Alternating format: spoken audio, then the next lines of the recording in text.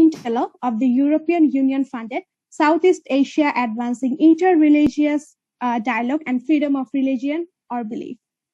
তাই আর দেরি না করে আমি আমাদের ইনস্ট্রাক্টর শরীফুল ইসলাম ভাইয়াকে ফ্লোর দিতে চাচ্ছি। সবাইকে অসংখ্য ধন্যবাদ।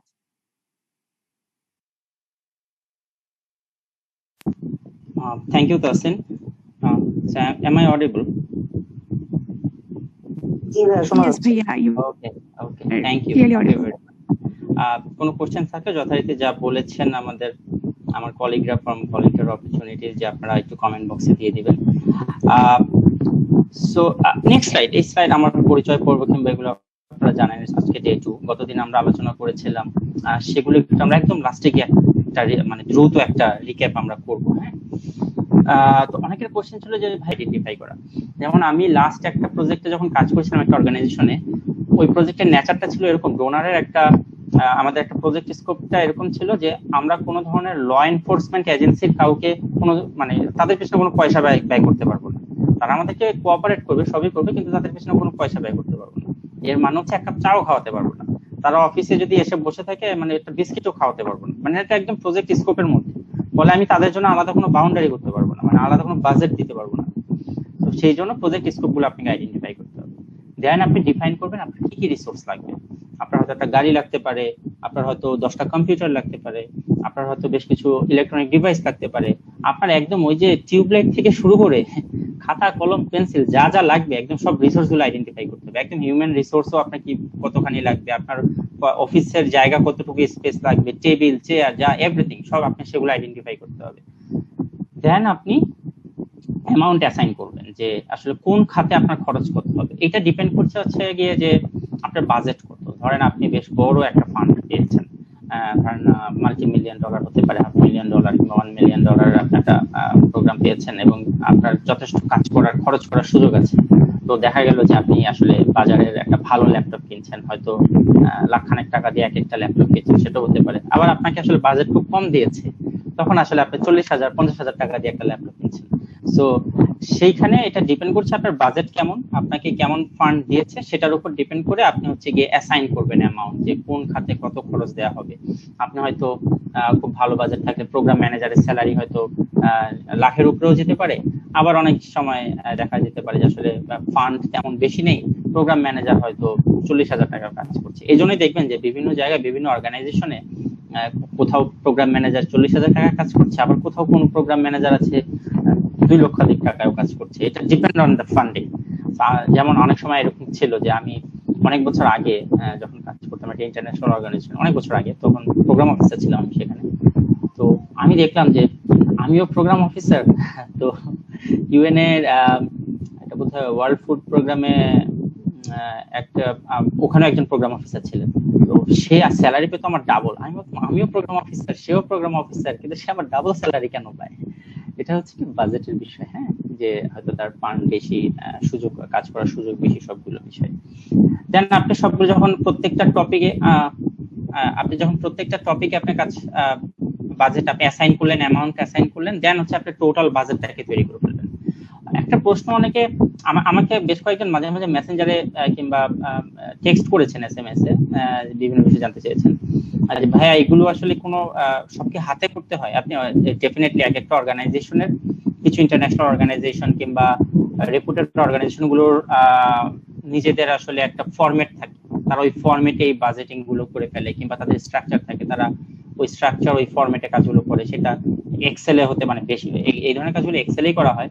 অনেকে আছে যারা আমি দেখেছি যে বেশ কিছু নতুন অর্গানাইজেশন, তাদের আসলে এটা কোনো বিশেষ ফরম্যাট নেই। তো তারা যেটা করে, তারা নিজেরা আইদার এত কাস্টমাইজ করে করার চেষ্টা করে, আর সেটাও না হয়, অনলাইনে আপনি অসংখ্য সফটওয়্যার পাবেন এইসব বাজেট তৈরি করা, তারপরে টাইমলাইন তৈরি করা, আর তারপর প্রজেক্ট ম্যানেজমেন্টের প্রত্যেকটা ধাপ তৈরি করার জন্য সফটওয়্যার আছে অনলাইনে, and you can go for that. But preferred কিংবা রেপুটেড অর্গানাইজেশন গুলো নিজেদের ওন প্রেসক্রাইবড কাস্টমাইজড ফরম্যাট রয়েছে।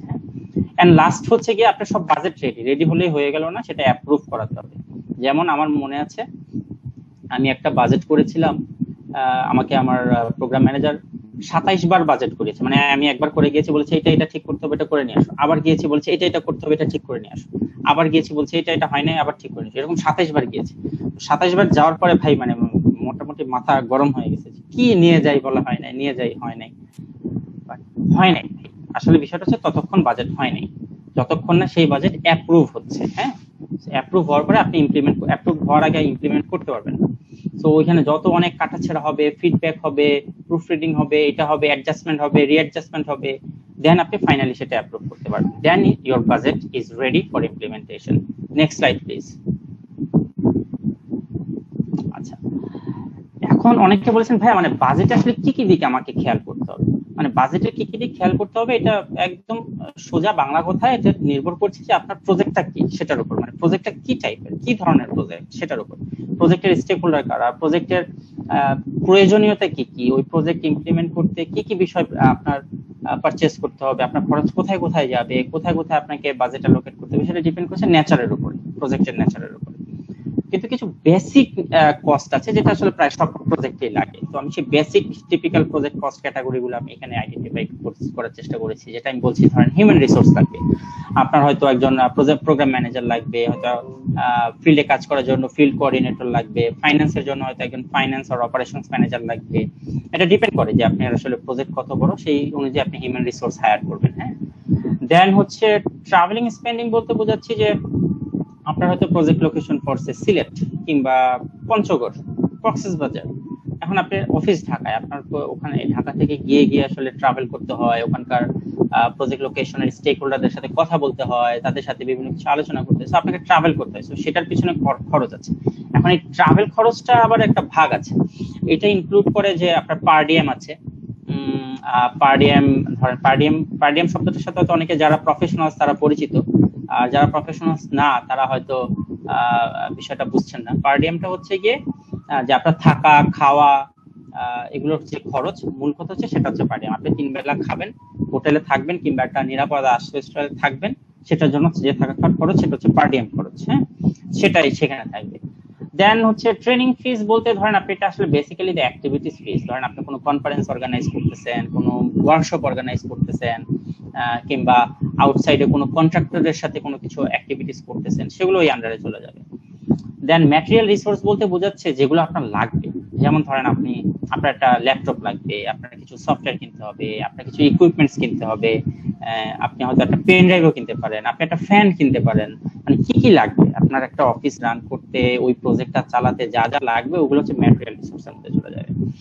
রিসার্চ এক্সপেন্স, অনেক প্রজেক্ট থাকে যে রিসার্চ, তারা রিসার্চ করে এবং বেসড অন রিসার্চ তারা বিভিন্ন কিছু পলিসি রিকমেন্ডেশন করে কিংবা অ্যাক্টিভিটি গুলোকে তারা সাজায় বা রিডিজাইন করে। ওই রিসার্চ করার জন্য বেসিক্যালি কিছু স্টাডি ডেটা সাপোর্টের প্রয়োজন পড়ে, সেটার জন্য হয়তো একটা খরচ আছে।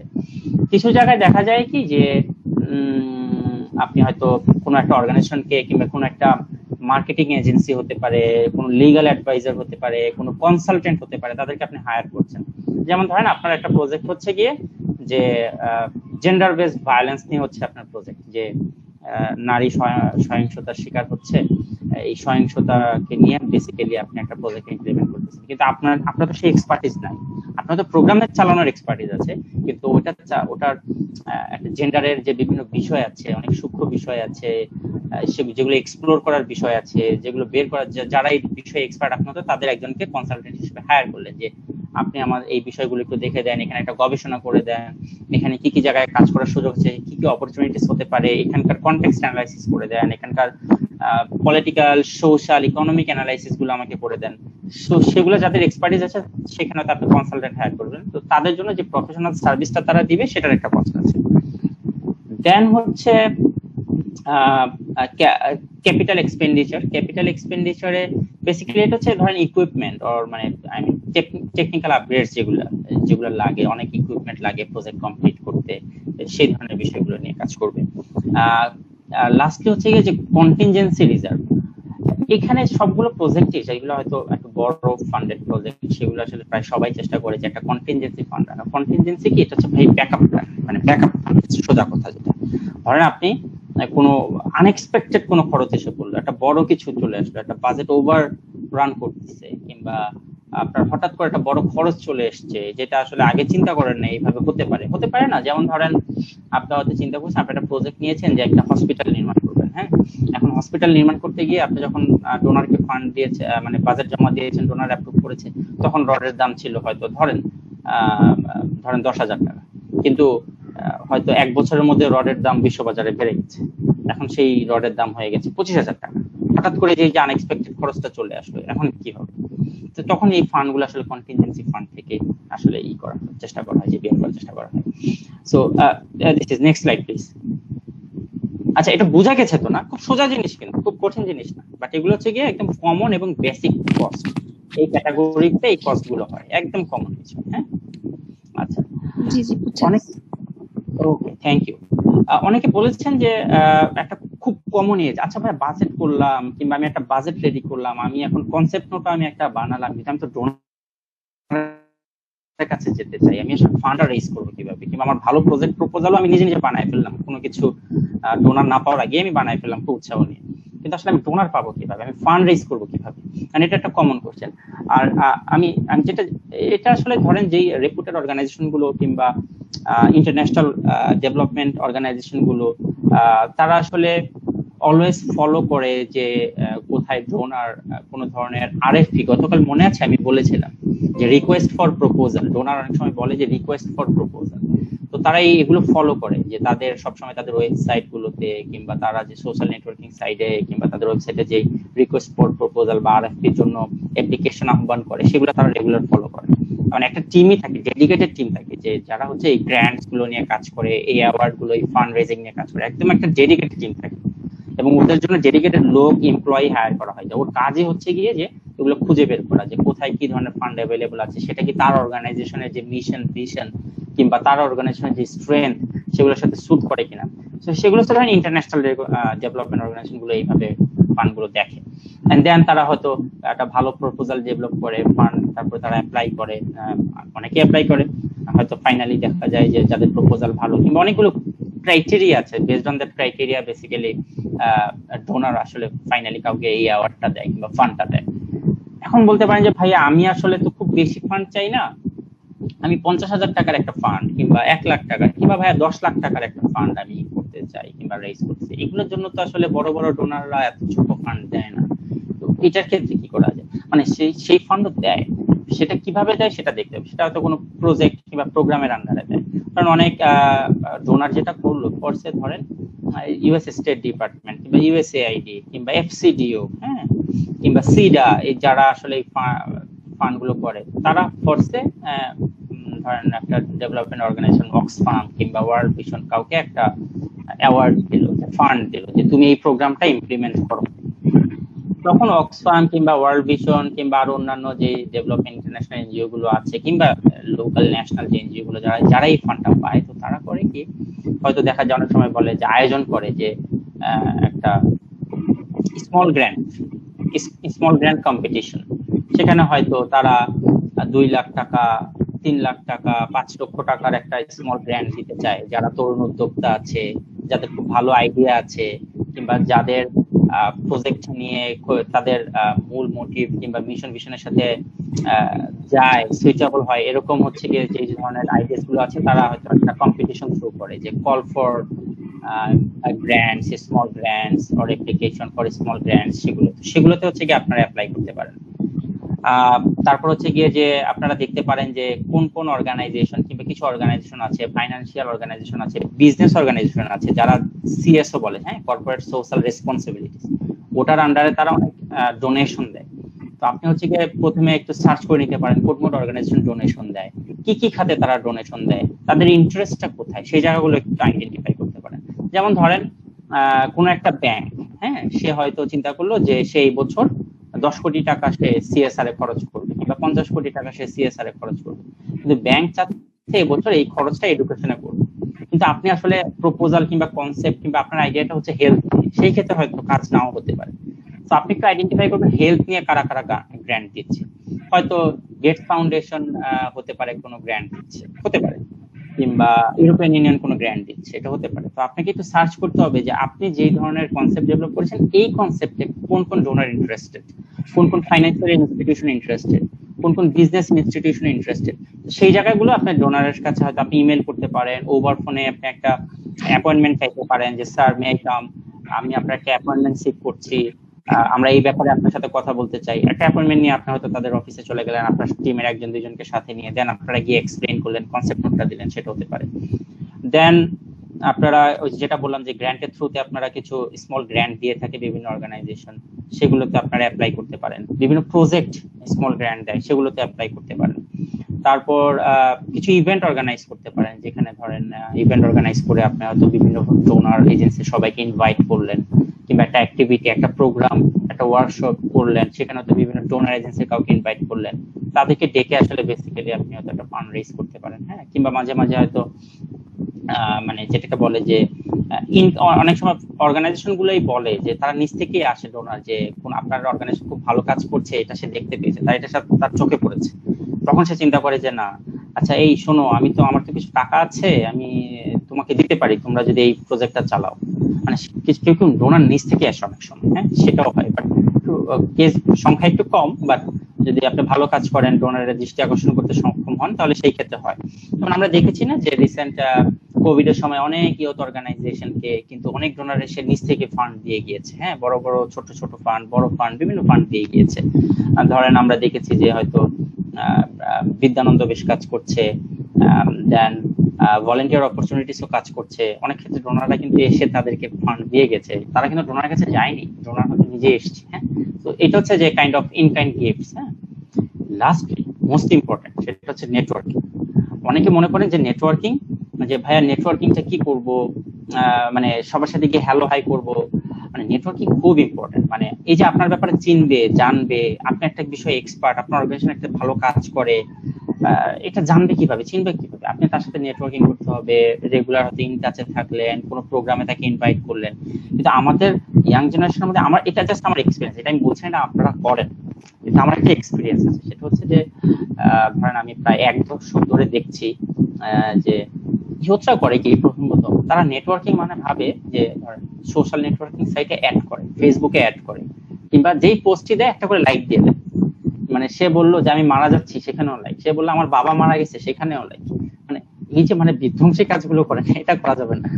কিংবা যেমন আমরা অনেক সময় দেখা গিয়েছে কি যে আমার বন্ধু তালিকায় হয়তো একটা ছেলে আছে, আমার বিশ্ববিদ্যালয়ের ছোট ভাই, মানে মাস্টার্সে পড়ছে কিংবা অনার্সে পড়ছে। সে করে কি যে ধরেন আমার ফ্রেন্ড লিস্টে যাদেরকেই দেখে ডেভেলপমেন্ট প্রফেশনাল, সবাইকে অ্যাড পাঠায় দেয়, মানে সবাইকে অ্যাড করে দেয়। তো আমার কলিগরা এসে মাঝে মাঝে বলে, শরীফ আপনার ফ্রেন্ড লিস্টে দেখছি কমন, উনি একজন আমাকে রিকোয়েস্ট পাঠিয়েছে, সে কে? আমি বললাম আসলে ছোট ভাই, ওভাবে চিনি না, বাট ইউনিভার্সিটির ডিপার্টমেন্টে দেখেছি ছোট ভাই, আমাকে কেন অ্যাড পাঠিয়েছে? মানে তারা কিন্তু বিরক্ত হয়। তো this is not networking. Networking কিন্তু এটা না। নেটওয়ার্কিং এটা হতে পারে, আপনি ডেফিনেটলি, আমি ডিসকারেজ করছি না যে আপনি কাউকে অ্যাড করবেন না, ডেফিনেটলি আপনি আপনার সোশ্যাল নেটওয়ার্কিং সাইটে অ্যাড করবেন, বাট হাইলাইট ইউর ওয়ার্ক, আপনি কি করেন সেগুলো হাইলাইট করেন, রেদার দেন যে সে যেই পোস্ট দেয় অসাম, সহমত ভাই, একমত ভাই, চমৎকার ভাই, খুব ভালো বলেছেন ভাই, এইগুলো মানুষজন বিরক্ত হয়ে যায়। মানে এই কাজে যাবেন না। রেদার নেটওয়ার্কিংটা করবেন যে আপনি কোনো একটা ইভেন্ট করেছেন, হয়তো একটা ইনভাইটেশন দিতে পারেন, ভাইয়া আমি এই ধরনের একটা ইভেন্ট হবে আমাদের, ইউ আর কর্ডিয়ালি ইনভাইটেড। তখন সে বুঝবে আপনি একজন প্রফেশনাল, কিংবা আপনি এই ধরনের কাজগুলোতে এঙ্গেজ, কিংবা আপনি এই ধরনের কাজগুলো করছেন, দেখবেন তার নিজেরই আগ্রহ হবে। হ্যাঁ, দিস ইজ নেটওয়ার্কিং। নেটওয়ার্কিং গিয়ে আবার এরকম না যে গিয়ে শুধু চা নাস্তা খেলেন, সেই কাজ করলে হবে। চা নাস্তা খাবেন, গল্প করবেন। এখন গল্পটা কি ধরনের হতে পারে? আপনার মানে যে কোনো গল্পই হতে পারে, বাট ওই গল্পের মধ্যে যাতে এটা ফুটে ওঠে যে আপনি এই ধরনের কাজগুলো করছেন, আপনার এই ধরনের পটেনশিয়াল আছে, হ্যাঁ, এই বিষয়গুলো যাতে চলে আসে। So networking is very important. সময় কম, সো আমরা পরের স্লাইডে চলে যাই।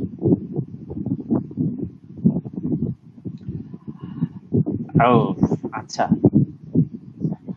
এমএনই ভাই, এমএনই খুবই খুবই খুবই ইম্পর্টেন্ট একটা বিষয় যে কোনো একটা প্রজেক্টমেন্টে। হ্যাঁ, এমএনই হচ্ছে মনিটরিং এন্ড ইভ্যালুয়েশন। আপনারা যারা প্রফেশনালস তারা তো অলরেডি জানেন, যারা freshers or graduate or student তারা অনেকে এটা শুনেছেন, কিংবা অনেকের এক্সপিরিয়েন্সও আছে।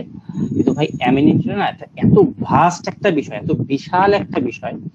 মানে আমি অনুরোধ করবো আমার ভলান্টিয়ার অপরচুনিটিস কলিগদের কাছে যে তারা যদি এটার উপরে অ্যাটলিস্ট একটা 3 থেকে 4 দিনের একটা মানে ওয়ার্কশপ রাখে জাস্ট এমএনইর উপরে। এমএনইটা খুব ভাস্ট একটা বিষয়, এবং বিলিভ মি এটা খুব অন্যায় হয়ে যাবে যদি আমি মানে অ্যামিনিটা জাস্ট 5 মিনিটে কভার করে ফেলি, এটা সিম্পলি একটা অন্যায় হয়ে যাবে। হ্যাঁ, so I am not going to do that, সেটা আমি করবো না, কিন্তু জাস্ট অ্যামিনিটার একটু আপনাদেরকে পরিচিতির মধ্যে দিয়ে আমি নিয়ে যাবো। কিন্তু অ্যামিনি মনিটরিং এন্ড ইভ্যালুয়েশনের জন্য যে কোনো স্ট্যান্ডার্ড যারা মেনটেন করে, যে কোনো প্রজেক্টে যে সকল অর্গানাইজেশনগুলো, ওয়েল রেপুটেড অর্গানাইজেশনগুলো, তারা কিন্তু অ্যামিনিতে আলাদাই রাখে একজন অ্যামিনি, হয়তো লিড থাকে, অ্যামিনি প্রোগ্রাম অফিসার থাকে, যারা রেগুলার মনিটরিং এন্ড ইভ্যালুয়েশনের কাজগুলো করে থাকে, এবং একটা আলাদা সেলই থাকে ভাই, একদম ডেডিকেটেড একটা বডি। সো অ্যামিনিটা খুবই ইম্পর্টেন্ট। বাট লেটস সি যে অ্যামিনির স্টেপ গুলা কি কি। মানে এই স্টেপ গুলাই যে মানে কনস্ট্যান্ট তা না, কিছু মানে এই স্টেপ গুলো হচ্ছে ইউনিভার্সাল, এগুলো যে কোনো প্রজেক্টে আপনার হচ্ছে কি এই স্টেপ গুলো থাকবে, কাজ করবে। হ্যাঁ, মোটামুটি এইগুলো থাকে। আবার প্রজেক্টের ন্যাচারাল বেসিসে কিছু মানে কিছু অ্যাড হতে পারে, কিছু প্রয়োজন নাও হতে পারে, বাট মোরলেস দিস ফ্রেমওয়ার্ক কিংবা steps are basically universal for all projects more or less. একটা নিড অ্যানালাইসিস করতে হবে। আমি জাস্ট দ্রুত যাব, সময় কম, বাট এগুলো প্রত্যেকটা বিষয়, একটা নিড অ্যানালাইসিস কিভাবে হবে সেটা নিয়ে আসলে 3 ঘন্টার আলোচনা আছে। তারপরে এমএনই যে ফ্রেমওয়ার্ক ডিজাইন করতে হবে সেটা নিয়ে অনেক আলোচনা, মানে কয়েক ঘন্টার আলোচনা আছে। থিওরিটিক্যাল ফ্রেমওয়ার্ক যেটা বলছি কিংবা লজিক মডেল যেটা বলছি, আপনারা যারা স্টুডেন্ট আছেন, যারা হয়তো প্রজেক্ট ম্যানেজমেন্ট কোর্স করেছেন, আপনারা হয়তো লজিক মডেল দাঁড় করিয়েছেন, আপনারা হয়তো থিওরি অফ চেঞ্জ দাঁড় করিয়েছেন। এই এক একটা জিনিস তৈরি করতে অনেক সময় লাগবে, বাট স্টিল আমরা সেই জায়গাটা যাবো না। আমরা জানবো যে আসলে কি কি জিনিস লাগে, স্টেপগুলোর সাথে আমরা পরিচিত হই। আমরা যদি কাউকে চিনি, আমরা যদি কাউকে জানি, এরপরে আসলে একটা সময় চেনা জানা আরো বাড়ে, একটা সময় আমাদের ভালো সম্পর্ক তৈরি হয়, একটা সময় একটা র্যাপোর্ট বিল্ড আপ, একটা রিলেশনশিপ তৈরি হয়। হ্যাঁ, তো চেনাটা হচ্ছে সবার আগে ইম্পর্টেন্ট। তো আমরা আজকে চেষ্টা করবো যে চিনি কি কি স্টেপ থাকে এমএনইতে। একটা নিড অ্যানালাইসিস করতে হয় এমএনইতে প্রথমে, দেন আপনি আসলে প্রোগ্রামের ওভারঅল মনিটরিং এন্ড ইভ্যালুয়েশন ডিজাইনটা একটা করবেন। দেন আপনাকে আসলে স্টেক হোল্ডার ম্যাপিং করতে হবে, মানে কোন কোন স্টেক হোল্ডার বলতে কি অনেকে বোঝে কি যে যারা বেনিফিশিয়ারি, তারা একটা প্রোগ্রামে যে কারা সুবিধা পাবে, সুবিধাভোগী কারা।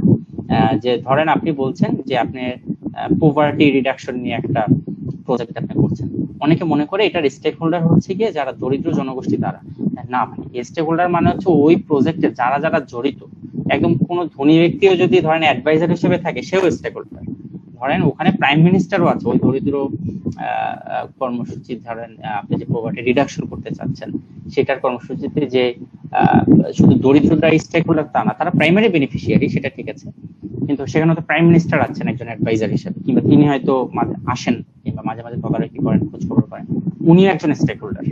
সো যারা এখানে এফোর্ট দিচ্ছেন, যে প্রোগ্রাম ডিল করছে, যে অর্গানাইজেশনের মেম্বাররা আছে, যে সিভিল সোসাইটি মেম্বার হতে পারে, লোকাল অনেক বডি থাকতে পারে, যারা আসলে এঙ্গেজ হন, যারা যেই এঙ্গেজ থাকবে সেই হচ্ছে এটার স্টেক হোল্ডার। একদম সিম্পল কথা, যেই এই প্রজেক্টের বিভিন্ন অ্যাক্টিভিটির সাথে এঙ্গেজ হবে, কাজকর্ম করবে, সুবিধা পাবে, বেনিফিশিয়ারি হবে, সেই হচ্ছে গিয়ে স্টেক হোল্ডার। তো সেই স্টেক হোল্ডারের ম্যাপিংটা করতে হবে। মানে আপনি ধরেন ভাবলেন যে আমার স্টেক হোল্ডার হচ্ছে গিয়ে, আমি যেহেতু পভার্টি রিডাকশন নিয়ে কাজ করবো, আমার স্টেক হোল্ডার হচ্ছে গিয়ে পুর পিপল, সো আমি পুর পিপলের একটা ম্যাপিং করলাম, তাহলে হবে না। আপনাকে আসলে প্রত্যেকটা স্টেক হোল্ডারের ম্যাপিং করতে হবে। সিভিল সোসাইটি মেম্বার কারা থাকবে, লোকাল ইলেক্টেড বডি কারা থাকবে, ওখানে কোনো ধরনের রিলিজিয়াস লিডাররা এঙ্গেজ হবে কিনা, ইউথ কোনো পার্ট থাকবে কিনা, কোনো কালচারাল ক্লাব থাকবে কিনা, এগুলো সব আসলে আপনাকে এখানে আইডেন্টিফাই করতে হবে। দেন একটা বেশ বড় থিওরিটিক্যাল, এটা খুব ভালো হতো, খুব ভালো হতো যদি আমি থিওরিটিক্যাল ফ্রেমওয়ার্কটা আপনাদেরকে একটা এক্সাম্পল দিয়ে দেখাতে পারতাম, বাট এটা দেখানোর জন্য একটা প্রচুর সময় সাপেক্ষ বিষয়, এটা বেশ সময় সাপেক্ষ বিষয়। একটা থিওরিটিক্যাল ফ্রেমওয়ার্ক কিভাবে ডেভেলপ করে, কম্পোনেন্ট গুলো কি কি, গোল, আউটপুট, দেন ইম্প্যাক্ট, আউটকাম, যেগুলো বিষয়গুলো আছে সেগুলো আসলে দেখাতে হয় একটা থিওরিটিক্যাল ফ্রেমওয়ার্কের মধ্যে। কিছু ইন্ডিকেটর দেখাতে হয় যে ওই বেসড অন দ্যাট ইন্ডিকেটর আপনার আউটকাম অ্যাচিভ হয়েছে কিনা, আপনার আউটপুটটা এসছে কিনা, আপনার ইম্প্যাক্ট তৈরি হয়েছে কিনা ওই যে রেজাল্ট ইন্ডিকেটরের বেসিসে। সেগুলো আসলে একটা থিওরিটিক্যাল ফ্রেমওয়ার্কের মধ্যে আসে। আমি জানি যে আসলে কথা শুনে বিষয়টা মানে ভিজুয়ালাইজ করা যাবে না, এটা হয়তো একটা, এটা নিয়ে যদি আমরা আলাদা সময় পাই ভবিষ্যতে কখন আমরা এটা নিয়ে কাজ করবো, হ্যাঁ, তো তখন আমরা শিখবো। বাট মাইন্ডে যে একটা ফ্রেমওয়ার্ক থাকে, ওই ফ্রেমওয়ার্কের বেসিসে আসলে কিছু মনিটরিং এন্ড ইভ্যালুয়েশন গুলো হয়। দেন আপনাকে আসলে একটা লজিক মডেল দাঁড় করাতে হয়, যে আসলে ইলজিক্যালি কিছুই চলে না, মনিটরিং এন্ড ইভ্যালুয়েশন হচ্ছে লজিক্যালি হবে। হ্যাঁ, যে একটা ইন্ডিকেটরের বেসিসে এটা কাজ হবে। যেমন ধরেন আপনি হয়তো বললেন যে আপনি আপনার এলাকায় যারা বয়স্ক মানুষ আছে তাদের শিক্ষার জন্য আপনি একটা কাজ করবেন। হ্যাঁ, আপনার কাজ হচ্ছে গিয়ে যে এটা, এখন এটার একটা ইন্ডিকেটর কি হতে পারে, এটার একটা ইন্ডিকেটর হতে পারে এরকম যে কতজন কতজন বয়স্ক মানুষ, এই মুরব্বী যারা আছেন, কতজন আসলে ক্লাসে উপস্থিত হয়েছেন, নাম্বার, হ্যাঁ, নাম্বার অফ দ্য স্টুডেন্টস, সেটা একটা ইন্ডিকেটর হতে পারে যে আসলে আপনি যে মনিটর করছেন কিংবা আপনি এটাকে যে ইভালুয়েট করবেন সেটার একটা ইন্ডিকেটর হচ্ছে যে নাম্বার অফ অ্যাটেন্ডিস, সেটা একটা হতে পারে। তারপর একটা হতে পারে যে কতজনের আসলে নলেজ ইনক্রিজ হয়েছে, মানে লিটারেসি কেউ হয়তো আসলে শুরুও যা করলো শেষও জিরোতেই থাকলো, সে কিছুই আসলে শিখতে পারলো না, সেটা একটা ইন্ডিকেটর হতে পারে। আরেকটা হচ্ছে গিয়ে মানে সেটা একটা আউটকাম হতে পারে। আরেকটা আউটকাম হতে পারে যে না, অনেকে ক খ লেখা শিখেছে এবং এখন একটা বাক্যও লিখতে পারে, সেটা আরেকটা আউটকাম হতে পারে। তো সেটার ইন্ডিকেটর হচ্ছে যে percentage of literacy level increased, সেটা আরেকটা ইন্ডিকেটর হতে পারে। বেসড অন দ্যাট বেসিক্যালি আপনি ইভালুয়েট করবেন যে আপনার প্রজেক্ট কিভাবে চলছে। তো ধরেন কারো নলেজই ইনক্রিজ হচ্ছে না, আপনি 6 মাস পরে গিয়ে একটা ই করলেন, মনিটরিং করতেছেন এবং আপনি দেখলেন যে ওই 6 মাস আগেও যে কিছু লিখতে পারতো না এখনো লিখতে পারে না, তার মানে হচ্ছে কি আপনি মনিটর করলেন যে আপনার প্রোগ্রেস হয় নাই, আপনার যেই যারা ট্রেন করছে, যারা এগুলো শেখাচ্ছে তারা আসলে পারছে না। দেন আপনি ইভালুয়েট করলেন যে তাহলে এদেরকে এই এই টিচার চেঞ্জ করতে হবে, কিংবা এরা কেন শিখতে পারছে না সেই স্ট্র্যাটেজিতে চেঞ্জ আনতে হবে। আপনি কিছু রিকমেন্ডেশন নিয়ে আসলেন, একটু আপনি ইভালুয়েশনের থ্রুতে নিয়ে আসতে পারবেন। দেন যথারীতি আপনি হয়তো আপনার মাইলস্টোন কি কি, মানে যেগুলো আপনি অ্যাচিভ করতে চান, যে অ্যাক্টিভিটিস গুলো, সেগুলো আপনাকে প্ল্যান করতে হবে কবের মধ্যে অ্যাচিভ করতে চান। ধরেন আপনি ডিসেম্বরের মধ্যে করতে চান কিন্তু আপনি ডিসেম্বরে করতে পারেন না, সেটা চলে গেছে মার্চে, এটাও একটা মনিটরিং এর বিষয়, ইভালুয়েশন করার বিষয় আছে যে আসলে কেন এটা মার্চে গেল, কেন এটা ডিসেম্বরের মধ্যে শেষ হতে পারলো না। এই ধরনের কিছু বিষয় আছে, কিছু ডিজাইনিং ইনস্ট্রুমেন্ট আছে। তারপরে ইমপ্লিমেন্ট করতে হবে আপনার অ্যাক্টিভিটিস গুলো, সেগুলো মনিটর করবেন। এট লাস্ট হচ্ছে আপনি অ্যানালাইজ করবেন আসলে ওভারঅল ডেটা গুলো, আপনি যত ডেটা পেয়েছেন, কি করছেন, কি কি মনিটর যেগুলো করেছেন, অবজার্ভ যেগুলো করেছেন, সেগুলো আপনি অ্যানালাইজ করবেন। দেন আপনি হচ্ছে ফাইনাল একটা রিপোর্ট তৈরি করবেন। This is the steps for monitoring and evaluation. এবং ওই রিপোর্টে আসলে সবকিছু থাকবে যে আসলে কি কিভাবে আপনি মনিটর করেছেন, কি কি ইন্ডিকেটরের বেসিসে আপনি এই আউটকাম গুলো আপনি অ্যাচিভ করতে পেরেছেন, গোলটা ফাইনালি অ্যাচিভ করতে পেরেছেন কি পারেন নাই, সেগুলো আসলে আপনি রিপোর্টে তুলে নিয়ে আসবেন। Next slide.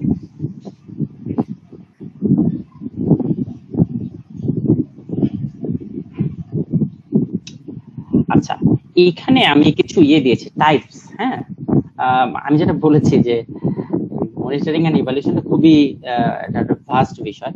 তো আমি জাস্ট হয়তো 2-3টা করে পয়েন্ট আলোচনা করে যাব যে মনিটরিং এন্ড ইভালুয়েশনের। এখানে হচ্ছে মানে different types of monitoring and evaluation.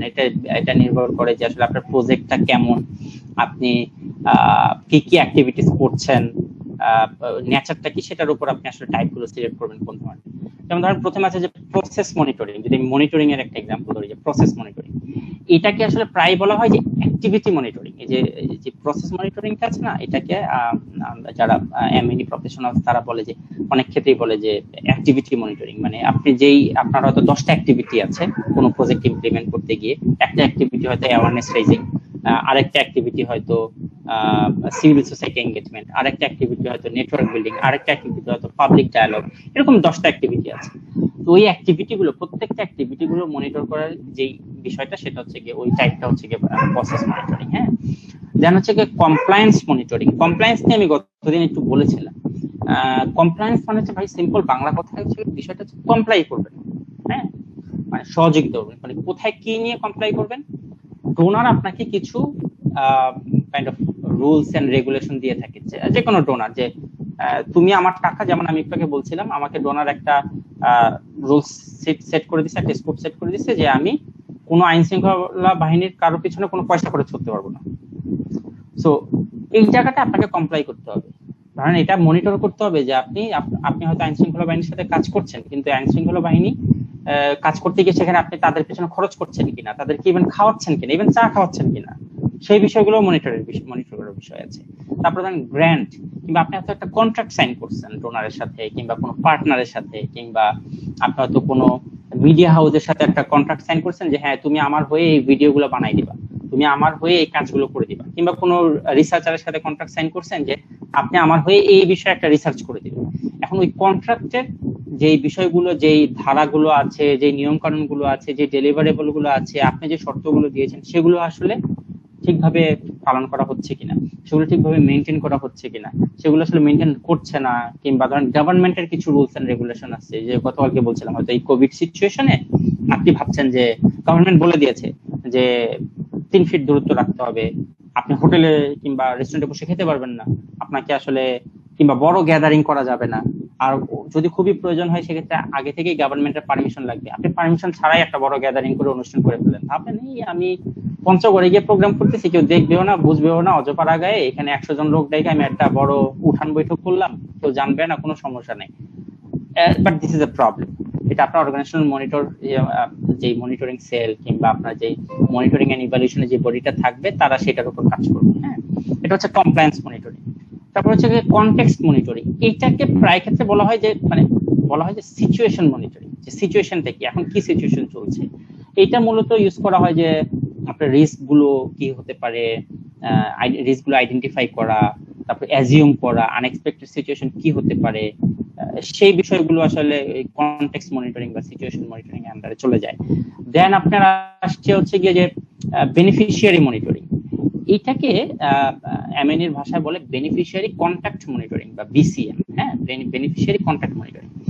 এটার কাজ হচ্ছে গিয়ে যে একটু দেখা যে মানে যারা আপনার বেনিফিশিয়ারি আছে, হ্যাঁ, সেটা ডিরেক্ট বেনিফিশিয়ারিও হতে পারে, ইনডিরেক্ট বেনিফিশিয়ারিও হতে পারে, তাদের পারসেপশন, ওভারঅল পারসেপশন গুলো কি, তারা কি আসছে কিনা, তারা কি রেগুলার অ্যাক্টিভিটিতে পার্টিসিপেট করছে কিনা, তারা কি প্রজেক্টটাকে ওন করছে কিনা, তাদের কোথায় ডিসস্যাটিসফ্যাকশন আছে, এটার ইমপ্যাক্ট কি হয়ে যেতে পারে, মানে ওই তাদের ওভারঅল যে মানে এটা প্রাইমারি পারপাসটা হচ্ছে ট্র্যাক করা, যে ওভারঅল পারসেপশন অফ মানে ডিরেক্ট এন্ড ইনডিরেক্ট বেনিফিশিয়ারিজ। হ্যাঁ, ফাইন্যান্সিয়াল মনিটরিং সহজেই বুঝতে পারছেন যে আপনার ওই যে বাজেট ঠিক মতো হলো কিনা, বেশি খরচ করে ফেললেন কিনা, আপনার হয়তো ল্যাপটপের জন্য বরাদ্দ দিয়েছে 40,000 টাকা, কিন্তু আপনার বাজারে গিয়ে পছন্দ হয়েছে 60,000 টাকার ল্যাপটপ, আপনি ওটা কিনে নিয়ে আসলেন, তাহলে হবে না।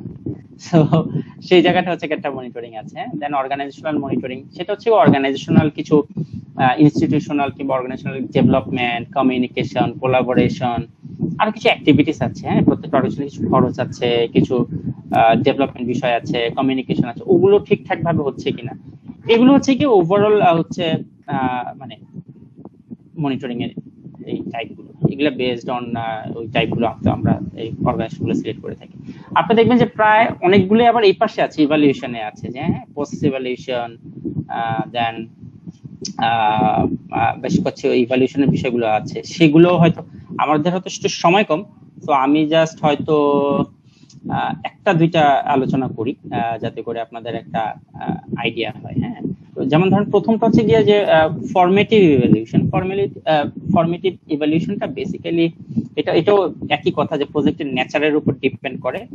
আর জেনারেলি এই ধরনের ইভালুয়েশন গুলো হচ্ছে গিয়ে প্রজেক্টের শুরুতে কিংবা প্রজেক্ট স্টার্ট করার ইমপ্লিমেন্টেশনে যাওয়ার আগে করে, মানে ইমপ্লিমেন্টেশনে যাওয়ার আগে। এটা হচ্ছে কি ধরনের সময় যে বেসলাইন করে এগুলো। হ্যাঁ, যে বেসলাইন বলতে যারা পরিচিত তারা তো জানেন, না যারা জানেন না, বেসলাইনটা হচ্ছে কি ধরেন আপনি ওই যে যেটা বয়স্কদের একটা গণশিক্ষা কার্যক্রম একটা প্রজেক্ট হাতে নিলেন, কিন্তু আপনি প্রথমে আগে মানে বয়স্কদের মানুষদেরকে ডেকে এনে ক খ এবিসিডি শেখানোর আগে আপনি প্রথমেই একটা সার্ভে করলেন যে আসলে এখানে কতজন বৃদ্ধ আছে, তারা কি আসলে তাদের কতজনের মানে সাক্ষরতার জ্ঞান আছে, কতজনের সাক্ষরতার জ্ঞান নাই, কতজন শুধু ক খ পারে কিন্তু এবিসিডি পারে না, কতজন আবার এবিসিডিও পারে ক খও পারে। এই যে একটা সার্ভে করলেন, এই সার্ভেটা আপনাকে হেল্প করবে আপনার ইমপ্লিমেন্টেশন স্ট্র্যাটেজিটা কি হবে কিংবা কোনো কিছু রিডিজাইন করার প্রয়োজন আছে কিনা সেটার জন্য।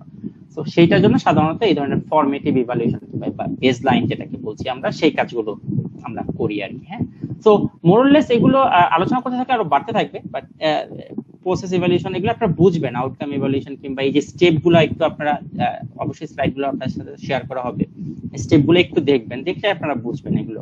But this are basics. হ্যাঁ, এগুলো বেসিক্স, বাট এগুলোর বাইরে আরো বিশাল একটা মানে মনিটরিং ইভালুয়েশনের বিশাল জায়গা রয়ে গেছে জানার, সেগুলো আমরা আরো হয়তো আজকে চেনা জানা হলো, এগুলো নিশ্চয়ই আমরা সামনে আরো ভালো এগুলোর সাথে বন্ধুত্ব হবে, আমরা এগুলোকে আরো ভালো করে চিনবো জানবো। আচ্ছা, নেক্সট স্লাইড প্লিজ। আচ্ছা, কেউ একজন বলছিলেন যে রিস্ক ম্যানেজমেন্টের কথা। হ্যাঁ, তো রিস্ক ম্যানেজমেন্টটা খুবই ইম্পর্টেন্ট যে কোনো অর্গানাইজেশনের জন্য। রিস্ক ম্যানেজমেন্টের ক্ষেত্রে আমাদের 5টা জিনিস একটু খেয়াল রাখতে হয়। হ্যাঁ, 5টা জিনিসের প্রথমটা হচ্ছে গিয়ে যে মানে কি ঘটতে পারে, আপনার প্রজেক্টকে কি এফেক্ট করতে পারে, এটা হচ্ছে রিস্ক ইভেন্ট, মানে ঘটনাটা কি ঘটতে পারে। কারণ আপনি যখন মানে যেটা হয় যে অনেক ডেভেলপ অর্গানাইজেশন গুলো কিংবা ইন্টারন্যাশনাল অর্গানাইজেশন গুলো কিংবা যারা আসলে স্ট্যান্ডার্ড মেনটেন করে, তাদের আসলে একটা বডি থাকে, একটা কমিটি থাকে, একটা টিম থাকে, যেগুলো আসলে এই মানে রিস্ক ম্যানেজমেন্টের জন্য কাজ করে, যে কোনো রিস্ক হতে পারে। হ্যাঁ, তো ওরা করে কি, কিংবা যাদের বডি থাকে না তারা হয়তো অনেক সময় যারা হায়ার অথরিটি থাকে কিংবা সিনিয়র লেভেল স্টাফ যারা আছেন, তারা হয়তো মিলে এই ধরনের জিনিসগুলো নিয়ে বসেন কিংবা আলোচনা করেন। এটা হচ্ছে গিয়ে যে মানে কি ধরনের রিস্ক হতে পারে সেটা তারা আইডেন্টিফাই করার চেষ্টা করে। দেন হচ্ছে যে তারা আইডেন্টিফাই করার চেষ্টা করে এই রিস্কটা কখন নাগাদ হতে পারে। যেমন ধরেন আমার একটা প্রজেক্টে একটা রিস্ক ছিল কি, যে আমি যখন প্রজেক্ট ইমপ্লিমেন্ট করতাম, যে এটা ইয়ুথদের নিয়ে একটা প্রজেক্ট ছিল রাজশাহীতে। তো ইয়ুথদের নিয়ে যখন প্রজেক্টটা করতাম, যেটা হতো কি যে আমের সিজন আসলে এদেরকে আর পাওয়া যেত না। মানে তখন যতই আমি অ্যাক্টিভিটি করি এরা আসেন না, মানে ওরা তো ভলান্টিয়ার হিসেবে কাজ করতো, ভলান্টারিলি পার্টিসিপেট করতো, ওরা আর আসে না। তো আমি দু একদিনকে জিজ্ঞেস করলাম যে আমার ওখানে যারা আরো সহকর্মী আছেন, কি ব্যাপার, মানে পার্টিসিপেট মানে সংখ্যা তো কম কেন, মানে আসতেছে না কেন, মানে 3-4টা ইভেন্ট করে ফেললাম, অন্য সময় 80-90 জন আসে, এখন দেখি 20-30 জন আসতেছে। তো বলতেছে যে না, এরা তো আসলে এখন আমের সিজন, তারা মোটামুটি আম কালেক্ট করা, সেগুলো বাজারে সেল করা, মানে তারা সিজনাল বিজনেসটা ধরার চেষ্টা করে, ওইখানে তারা সময় দেয়।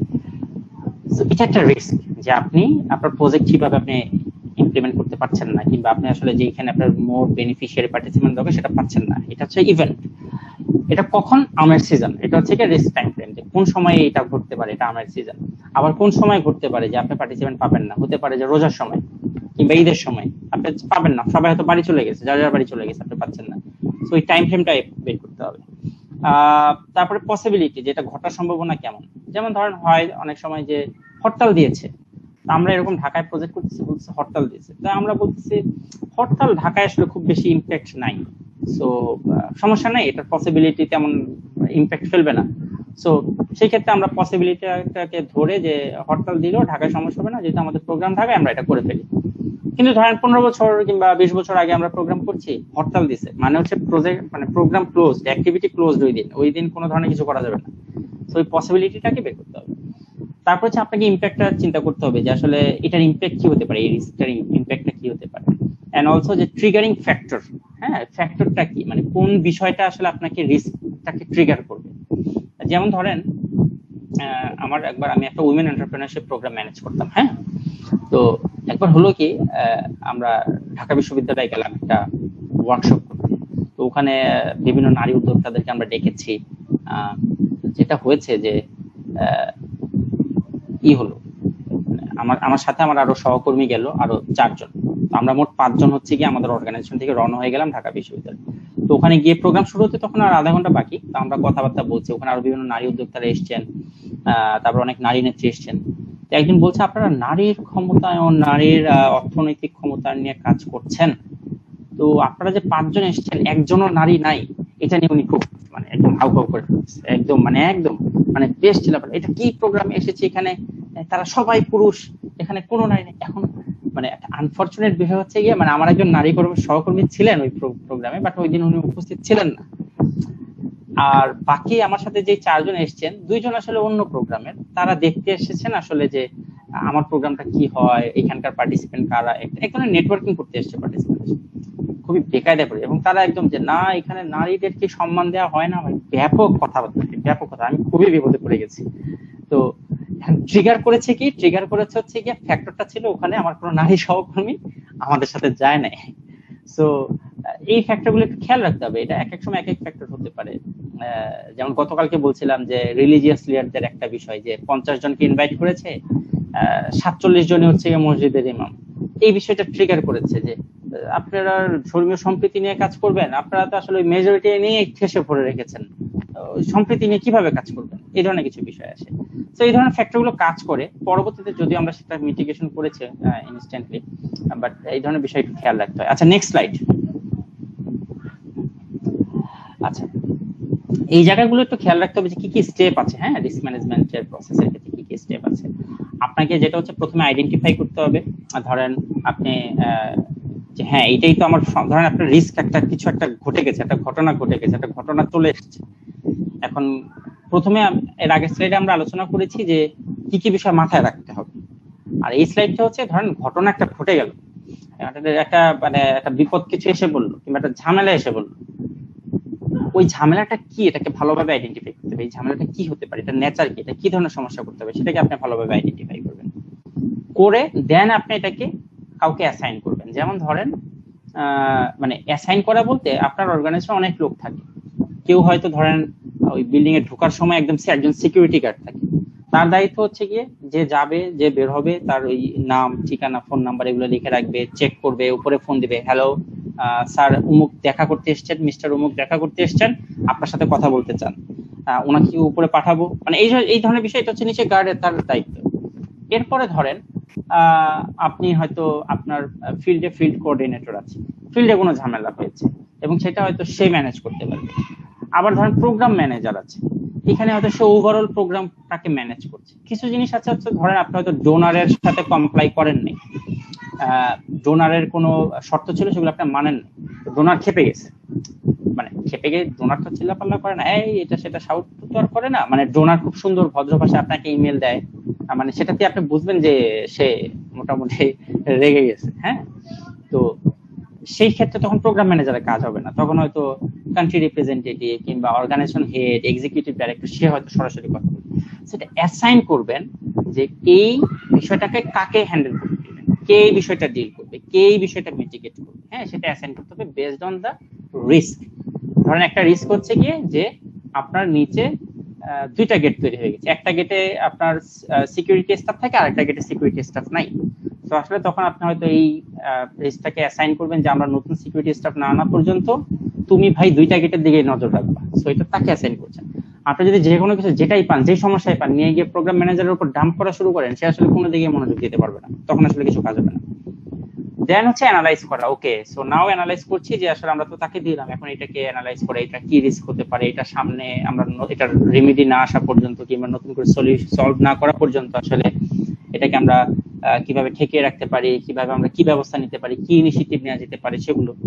দেন হয়তো আপনার মাল্টিপল রিস্ক আছে কিংবা আপনার আসলে ওই রিস্ক মিটিগেট করতে গিয়ে আরেকটা জায়গা ক্ষতিগ্রস্ত হয়ে যাচ্ছে, তখন আপনাকে আসলে প্রায়োরিটি সেট করতে হবে, কোনটা আপনার প্রায়োরিটি সেটা আগে করতে হবে, then second priority, then third priority, then less priority, এইভাবে করে আপনাকে আসলে প্রায়োরিটি করতে হবে, রেসপন্ড করতে হবে। এট লাস্ট হচ্ছে ওভারঅল পুরো বিষয়টাকে মনিটরের মধ্যে রাখতে হবে। আপনি দেখতে হবে যে আমি তো রিস্ক মিটিগেট করে ওকে অ্যাসাইন করে দিয়ে আপনি চুপ করে যে ওই যে নাকে সরিষার তেল দিয়ে ঘুমায় গেলেন, তাহলে তো হবে না। আপনার যেটা করতে হবে সেটা হচ্ছে যে আমি তো কাজ অ্যাসাইন করছি, অ্যানালাইজ করছি, এখন আমি বসে বসে সেটা মনিটর করব যে এটা কি কাজ করছে না কাজ করছে না, এটা কিভাবে কাজ করছে, এটা কি এফেক্টিভলি কাজ করছে নাকি না, এই বিষয়গুলো হচ্ছে কি আপনাকে মনিটর করতে হবে। হ্যাঁ, ওকে, নেক্সট স্লাইড। আচ্ছা, এখন এগুলো হচ্ছে আপনি মনিটর করলেন।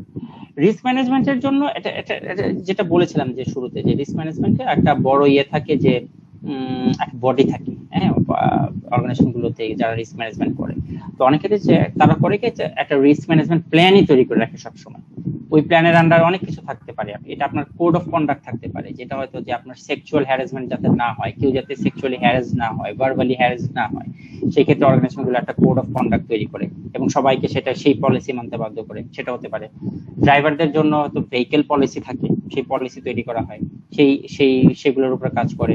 তারপর সেফটি এন্ড সিকিউরিটি গাইডলাইন তৈরি করা অর্গানাইজেশন গুলো, যেগুলো আসলে রিস্ক ম্যানেজমেন্ট প্ল্যানেরই অংশ, যে হ্যাঁ আমার এই employee safety, organisational safety, security, সেসব নিয়ে তারা কমিউনিকেশন ফ্রি, এগুলোর অনেকগুলো বিষয় আছে। সেফটি এন্ড সিকিউরিটি গাইডলাইন তৈরি করার, এগুলো প্রত্যেকটা বিষয়, সেফটি এন্ড সিকিউরিটি বিষয়টা অনেক বিষয়, একদম ওই ভূমিকম্প হওয়া থেকে শুরু করে, আগুন লাগা থেকে শুরু করে, মানে একদম আপনার প্রত্যেকটা টেরোরিস্ট অ্যাটাক পর্যন্ত যে কোনো কিছু, সেইগুলো হয়তো সেফটি এন্ড সিকিউরিটি গাইডলাইনের আন্ডারে চলে আসে। সেগুলো মিলে আসলে একটা রিস্ক ম্যানেজমেন্ট প্ল্যানের আন্ডারে এগুলো কাজ হয়। হ্যাঁ, দেন হচ্ছে কি আপনার রিস্ক রেজিস্টার একটা তৈরি করতে হবে, সেগুলো রেগুলার আপডেট করতে হবে। হ্যাঁ, লাস্ট মাসে আসলে আমার কোনো ধরনের রিস্ক দেখা গিয়েছে কিনা, কিংবা লাস্ট 2 উইকসে কোনো ধরনের রিস্কের পসিবিলিটি এসছে কিনা, সেগুলো আসলে রেগুলার আপডেট করা। আর একটা হচ্ছে রিস্কটা বুঝতে হবে, মানে সবাই রিস্ক বুঝে না। যেমন ধরেন আমি একটা কথা বলি, আমার এক কলিগ ছিলেন, হ্যাঁ, তো ভদ্রমহিলা হচ্ছে গিয়ে বিদেশি আর কি। হ্যাঁ, তো উনি মার্কিন যুক্তরাষ্ট্রের একজন নাগরিক, উনি এসে আমার সাথে কাজ করছেন। তো একবার যেটা হলো, একটা অর্গানাইজ করলাম, আমরা একটা ইভেন্ট অর্গানাইজ করলাম, যেখানে ছেলেরা মেয়েরা আছে। তো আমি বলছি দেখো, ইভেন্ট যেভাবেই হোক 5টার মধ্যে শেষ করতে হবে। সে বলছে 5টায়, কিন্তু আমরা তো এই কাজটা আরেকদিন না করে আজকে করে ফেললেই পারি। আমরা ওদেরকে বলি 7টা পর্যন্ত থাকতে। আমি বলছি না, দেখো এখানে যারা ফিমেল পার্টিসিপেন্ট আছে তাদেরকে আমাদের আগেই ছেড়ে দিতে হবে, সন্ধ্যার আগে, ইভিনিং এর আগে তাদেরকে ছেড়ে দিতে হবে, তাদের বাসায় যেতে হবে। বলছে কেন, তাদের কেন আগে বাসায় যেতে হবে? আমি বললাম না দেখো, তাদের গার্ডিয়ানরা সেটা অ্যালাউ করবে না, কিংবা অনেকে এটা নেগেটিভলি নিবে, অনেকের জন্য বোঝানো একটু রিস্কি হবে। তাকে কিছুতেই বোঝানো যাচ্ছে না যে এটা রিস্ক। বলছে কেন রিস্কি? আমি বললাম দেখো, এটা এরপরে হচ্ছে গিয়ে ডার্ক হয়ে যাচ্ছে, ইভিনিং হয়ে যাচ্ছে। তার কথা হচ্ছে এখন সানলাইট আছে, সন্ধ্যার পরে তো বাইরে রোডে ফ্ল্যাট লাইট আছে, বিল্ডিং এর লাইট আছে, লাইট তো নাই। এমন তো না যে তোমাদের ইলেকট্রিসিটি শাটডাউন হয়ে গেছে, সেরকম তো না, লাইট তো আছে, তো সমস্যা কি? আমার না, এখানে কিছু সিকিউরিটি বিষয় আছে, একটা মেয়ে একা যাবে, সে সেক্সুয়ালি হ্যারাস হতে পারে, কিংবা এখানে হয়তো অনেক কিছু করতে পারে। বলছে এখানে কেন সেক্সুয়ালি হ্যারাসের ঘটনা ঘটবে? আমি তো দেখতে পাচ্ছি যে এখানে ছেলে মেয়েরা খুব ফ্রেন্ডলি, তারা খুব ফ্রেন্ডলি কথা বলছে, ব্রেকে তারা হাসছে, গল্প করছে, they are very nice, they are very good friends. তাকে বিষয়টা বোঝানো যাচ্ছে না। মানে আপনি যতই যেটাই বলি তার আর একটা লজিক, বিষয়টা সে কালচারটা বোঝে না। মানে আমাদের দেশের ইয়েটা কি, মানে অনেকে, মানে সবাই না নিশ্চয়ই, আপনাদের সবাই না, আপনাদের বাট অনেকেই, আমাদের দেশের একটা বড় পোর্শন কিন্তু বাবা মা, পার্টিকুলারলি ফিমেলদের ক্ষেত্রে বলে যে হ্যাঁ কক্সবাজার যাবা, যাও কিন্তু সন্ধ্যার আগে চলে এসো, সন্ধ্যার আগে বাসায় এসো। হ্যাঁ, ও আচ্ছা, আমেরিকা ঘুরতে যাবা, ঘুরে আসো, কোনো সমস্যা নেই, সন্ধ্যার আগে বাসায় এসো। তো এই ধরনের কিছু বিষয় আর কি। তো যাই হোক, এটা কাজে কিছু কিছু বিষয় আসলে কালচারালি রুটেড, সেগুলো তো সেই বিষয়গুলো ভাঙছে আমাদের, কিন্তু সময় লাগবে। তো সেগুলো যে বোঝানো যায় না। এখন বলতে পারেন ভাইয়া আমরা তো আর বিদেশি না, আমাদের তো আর মানে রিস্ক ইভেন্ট আন্ডারস্ট্যান্ডের সমস্যা নেই। সমস্যা আছে, আপনি ওই গিয়ে সিলেটে গিয়ে সিলেটের অনেক কালচার নাও বুঝতে পারেন, আপনি ওই পাহাড়ে গিয়ে পাহাড়িদের অনেক কালচার নাও বুঝতে পারেন, আপনি আপনার এলাকার বাইরে গিয়ে পাশের এলাকার অনেক কালচার নাও বুঝতে পারেন, আপনি অনেক শব্দ ব্যবহার করতে পারেন যেটা হচ্ছে কালচারালি মানে ইনসেনসিটিভ। এই ধরনের কিছু বিষয় আছে, অনেক সেন্সিটিভ বিষয় থাকে যেগুলোতে আপনি জানেন না, বুঝেন না। এই ধরনের বিষয় সেজন্য আগে বোঝার চেষ্টা করতে হবে ছিল ঘটনাটা কি। হ্যাঁ, আর অলওয়েজ বি প্রোঅ্যাক্টিভ। মানে ঘটনা ঘটে গিয়ে তারপরে খুব দ্রুত কিছু ম্যানেজ করে ফেললাম, মানে অনেক সময় ঘটনা ঘটে যায় তারপরে আমাদের করতে হয়, কিন্তু আগে থেকেই চেষ্টা করতে হবে যাতে এই ধরনের ঘটনা না ঘটে। সেজন্য প্রোঅ্যাক্টিভলি কাজ করতে হবে, বিভিন্ন ইনিশিয়েটিভ নিতে হবে, বিভিন্ন ব্যবস্থাগুলো নিতে হবে। এটা হচ্ছে কি ওই যে 1 নম্বরে যেটা আছে একদম উপরে, যে রিস্ক ম্যানেজমেন্ট প্ল্যান, ওটার আন্ডার অনেকগুলো পলিসি আমরা তৈরি করি। চাইল্ড প্রোটেকশন পলিসি আছে যাতে শিশুরা সুরক্ষিত থাকে, দেন হচ্ছে sexual harassment policy, then code of conduct, যেগুলো আমি বলেছি, সেফটি সিকিউরিটি গাইডলাইন। এই ধরনের বিষয়গুলো আগেই প্রোঅ্যাক্টিভলি মেইনটেইন করতে হবে, রেগুলার মনিটর করতে হবে, দেখতে হবে। হ্যাঁ, এন্ড ফাইনালি হচ্ছে কি আপনার প্রজেক্ট ম্যানেজমেন্ট স্কিল বাড়াতে হবে। মানে আপনার আসলে প্রজেক্ট ম্যানেজমেন্ট স্কিল নাই, আপনি আসলে এই বিষয়গুলো ধরতে পারবেন না, বুঝতে পারবেন না, কাজ হবে না, তো তখন আসলে এই ঝামেলাটা হয়ে যাবে। হ্যাঁ, ওকে, আমরা পরের স্লাইডে চলে যাই। আমি জাস্ট আর এটাই লাস্ট স্লাইড, বুঝছেন? আমি জানি যে উপস্থাপক বা উপস্থাপিকা মানে খুবই নাখোশ আমার উপর, যে ভাইয়া এত সময় নিয়ে নেয়, খুব মুশকিল। আচ্ছা, যেটা হচ্ছে যে এই যে বললাম যে লাস্টে আপনার আসলে প্রজেক্ট ম্যানেজমেন্টের স্কিল গুলো ডেভেলপ করতে হবে। এখন ধরেন আপনি একজন প্রোগ্রাম ম্যানেজার, আপনার আসলে কি স্কিল গুলো লাগবে? আমাদের যে ভলান্টিয়ার অপরচুনিটিস এর ফাউন্ডার মিথুন দাস কাব্য কিন্তু শুরুতে বলেছিলেন যে আসলে সফট স্কিল বা স্কিল, এই সফট স্কিলটা খুবই ইম্পর্টেন্ট। মানে নাওয়াডেজ আপনার সফট স্কিল ছাড়া চলবে না ভাই, বিলিভ মি। মানে একসময় চলে গেছে, এখন এইসব ছাড়া চলবে না। আপনাকে আসলে অনেক বিষয়ে আসলে একটু নলেজ রাখতে হবে। হ্যাঁ, ধরেন পার্টিকুলারলি সফট স্কিলের ক্ষেত্রে অনেকগুলো সফট স্কিল আছে নাওয়াডেজ। আপনার সেগুলো হতে পারে পাবলিক স্পিকিং, সেগুলো হতে পারে ধরেন আপনি হয়তো ইভেন ইংরেজিতেও ভালোভাবে একটা ভাষার দক্ষতা অর্জন করছেন, সেটাও ইম্পর্টেন্ট। কারণ অনেক ক্ষেত্রে হচ্ছে গিয়ে প্রজেক্ট গুলো আসলে ডোনাররা দেশের বাইরে, সো মিডিয়াম অফ কমিউনিকেশন আসলে ইংরেজিতে হয়। আপনি ঠিকভাবে বলতে পারলেন না, তখন মুশকিল। আমি একটা ঘটনা বলি, বুঝছেন? আমার এক কলিগ ছিলেন, উনি আমাকে লিখেছেন, ইমেলে লিখেছিলেন, মানে একটা, আমি বলছি একটা রিপোর্ট লিখে পাঠান, উনি রিপোর্ট লিখে পাঠিয়েছেন। উনি ঢাকার বাইরে ফিল্ডে কাজ করতেন, তো উনি হেড টিচার ছিলেন একজন স্কুলের। তো তার পরিচয় লিখে হেড টিচারের বদলে সে লিখেছে ডেড টিচার। Dead teacher. তো তারপরে ধরেন আরেকটা ইয়ে ছিল যে ছিল কি চার্জ, মানে মানে এই তো চার্জকে উনি লিখছেন চার্জ, মানে সে বলেছে যে চার্জ করতেছে আমরা, যে হ্যাঁ কেউ অন্যায় করলে কিংবা কেউ কোনো কিছু আইন অমান্য করলে যে আমরা চার্জ করি, একটা নির্দিষ্ট ফ্রি চার্জ করি, বিভিন্ন কিছু আমরা চার্জ করি, সেই চার্জ লিখেছে, যেটা আসলে একটা গির্জা চার্চ, সেটাকে সে ওই চার্জ লিখেছে। তো মানে ভাই উলট পালট হয়ে যায় কিন্তু। তো ইংরেজির স্কিলটাকে বাড়াতে হবে। মানুষের সাথে ইন্টারেকশন, কথা বলার স্কিলটা বাড়াতে হবে। হ্যাঁ, এই মানে এই কমিউনিকেশন স্কিল, সেই স্কিলগুলোতে বাড়াতে হবে। নাওয়াডেজ মানে সোশ্যাল মিডিয়াটা খুবই ফাস্ট গ্রোয়িং, এবং সেই জায়গায় আসলে এই কমিউনিকেশন গুলো নিয়ে আপনার কাজ করতে হবে। ডিজিটাল মার্কেটিং এ আপনারা কাজ করতে পারেন।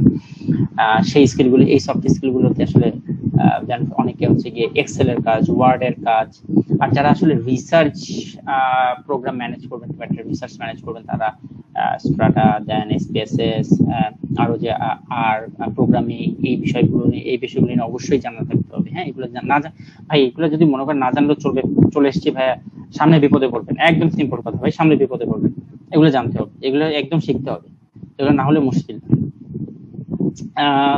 কিছু মানে এই স্কিল গুলো আপনার জানা থাকা ভালো। দেন হচ্ছে প্রজেক্ট এনভায়রনমেন্টটা বোঝা খুব ইম্পর্টেন্ট। যেমন আমি একটু আগে আমার বিদেশি কলিগের উদাহরণ দিচ্ছিলাম, যে কিছু সোশ্যাল বিষয় আছে, কিছু কালচারাল বিষয় আছে, কিছু পলিটিক্যাল বিষয় থাকে। যেমন ধরেন একটা প্রোগ্রামে হলো কি একবার আমি গেলাম, মানে আমি জানি না, মানে আমি প্রোগ্রাম ম্যানেজার ছিলাম না, আমি তখন প্রোগ্রাম অফিসার, অনেক বছর আগের কথা।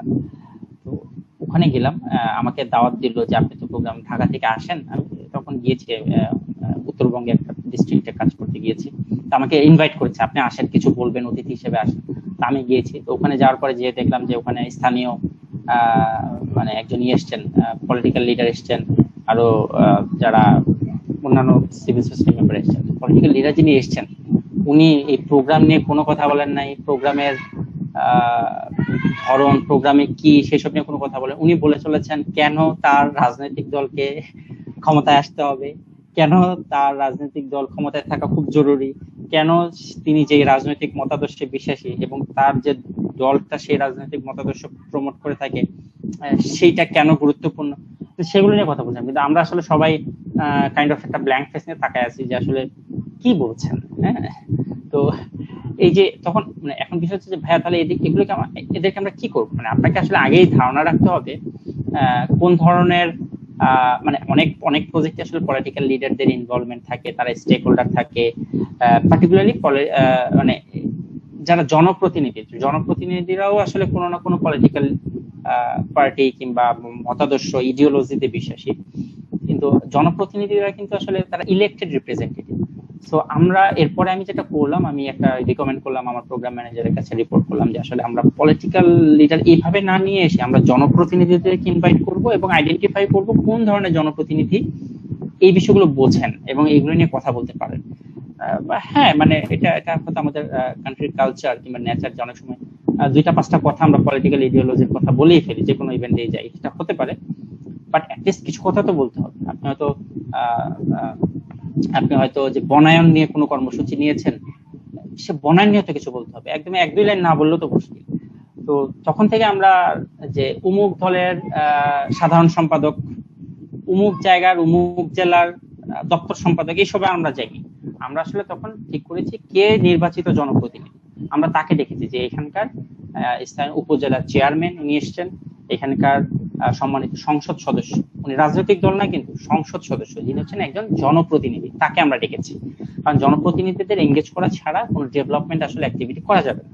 তো আমরা তাদেরকে এঙ্গেজ করতে চাই জনপ্রতিনিধি হিসেবে, কোনো ধরনের রাজনৈতিক দলের কাউকে হিসেবে না। তো সেভাবে আসলে আমরা তখন এই জিনিসটাকে কাজ করেছি, ওই প্রজেক্ট এনভায়রনমেন্টটা বুঝে আমরা ইমপ্লিমেন্ট করার চেষ্টা করেছি।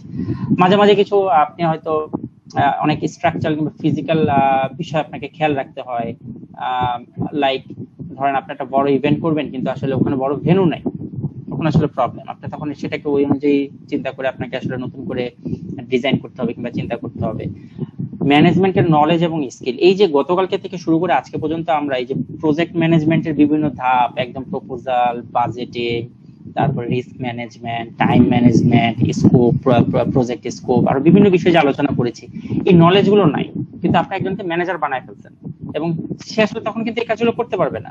ম্যানেজার বানায় ফেলছেন, সে হয়তো ম্যানেজার হয়েও থাকবে, কিন্তু যে এক্সপেক্টেড বা desired level of outcome, output কিংবা যে গোলটা আপনি অ্যাচিভ করতে চান, সেটা কিন্তু আর হবে না। সো আপনাকে আসলে ওই নলেজ এবং স্কিল গুলো থাকতে হবে, ম্যানেজমেন্টের নলেজ এবং স্কিল। আর যে সফট স্কিলের কথা যেগুলো বলছিলাম, এগুলো আসলে ইন্টারপার্সোনাল স্কিল, যে communication skill, leadership skill, problem solving skill, negotiation skill. কোনো আনএক্সপেক্টেড সিচুয়েশন ঘটে যেতে পারে, হঠাৎ করে যে কোনো কিছু ঘটে যেতে পারে। মানে বিষয়টা এমন না যে প্রজেক্ট সবসময় যে আমি যা যা ভাবছি, যা যা প্ল্যান করছি তাই হবে, তা তো না।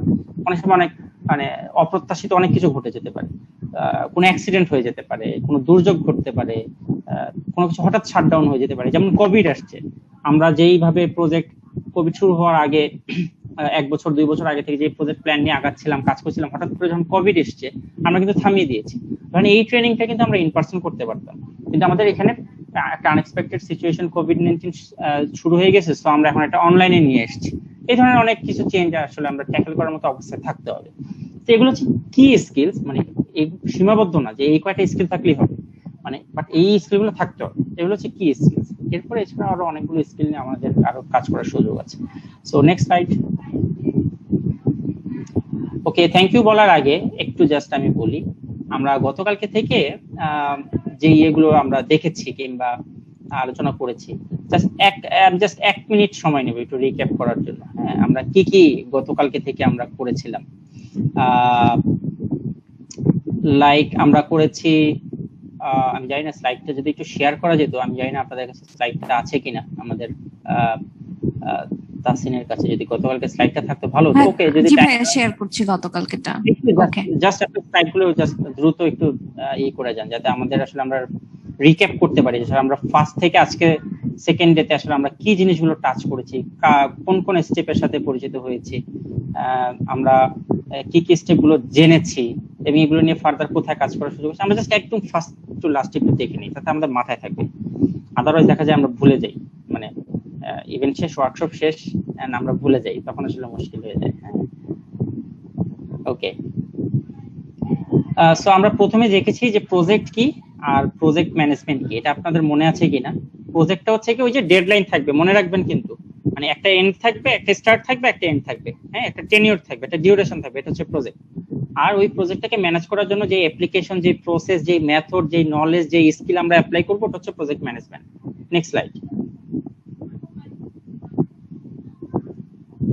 প্রজেক্ট ম্যানেজমেন্ট কি কিভাবে হেল্প, কেন মানে কেন দরকার আমার ওই যে আমরা বলেছিলাম যে আমরা ডিপেন্ডেন্সি প্রবলেমগুলো যাতে অ্যাভয়েড করতে পারি, আমরা যাতে রিস্কটাকে রিডিউস করতে পারি, আমরা কি প্রোগ্রেস করছি নাকি আমরা কি আসলে প্রোগ্রেস করছি না, ট্র্যাক থেকে সরে গেছি, সেইগুলো আমরা আসলে ট্রেস করতে পারি, নেভিগেট করতে পারি, টাইমলাইন মিট করতে পারি, ম্যানেজমেন্ট, সিচুয়েশন, স্টেক হোল্ডার, সেই ইমপ্রুভমেন্টের জায়গাগুলোতে আমরা কাজ করতে পারি, বাজেট, টাইমলাইন ম্যানেজমেন্ট, সেগুলো নিয়ে কাজ করতে পারি। Next slide. একটু দেখেন, হ্যাঁ, লাস্ট ওই যে প্রজেক্ট প্রপোজাল আর কনসেপ্ট নোট, আমার মনে হয় এটা মোটামুটি আপনাদের মাথায় এখন ঢুকে গেছে। প্রজেক্ট প্রপোজাল একদম ইন ডিটেইলস সবকিছু থাকবে, কনসেপ্ট হচ্ছে সামারাইজ ভার্সন, একদম ব্রিফ ভার্সন। হ্যাঁ, ওখানে একদম ব্রিফলি আপনি নিয়ে যাবেন 2 পাতা 3 পাতা, এর মধ্যে হয়তো নিয়ে গেলে খুব বেটার। সো এটা নেক্সট স্লাইড।